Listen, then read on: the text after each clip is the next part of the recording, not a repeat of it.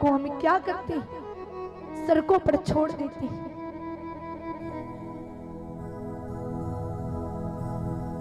इतनी करुणामयी भगवती वेद लक्षणा गाय माता को हम लोग सड़कों पर छोड़ देते हैं। कितनी उन पर अत्याचार करते हैं, कितना उन पर हम लोग अत्याचार करते हैं।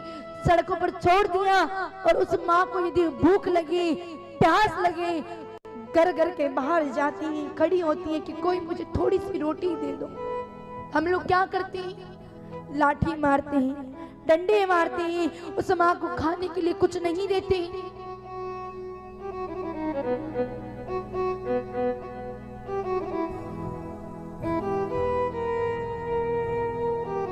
उस माँ को कुछ नहीं देते हैं। कैसे पापी हैं हम लोग।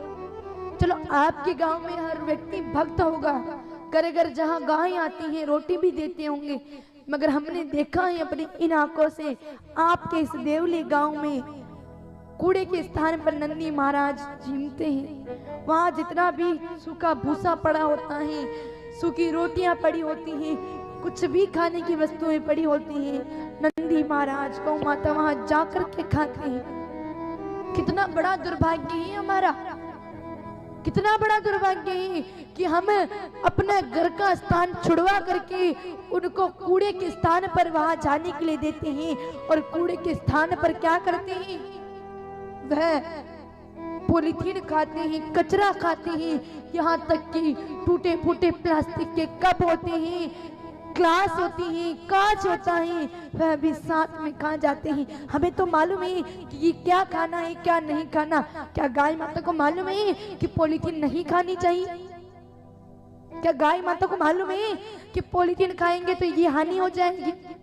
गाय माता उस पॉलीथीन को खा लेती है, उस पॉलीथीन को खाती है और फिर उनकी आंतों में जमा हो जाती है।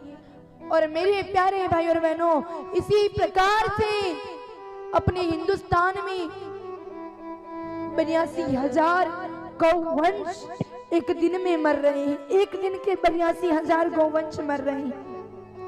कहीं कहीं तो कोई तस्कर उठा के ले जा रहा है, कहीं कहीं कोई गाय माता कचरा खा रही है, वहां मर रही है।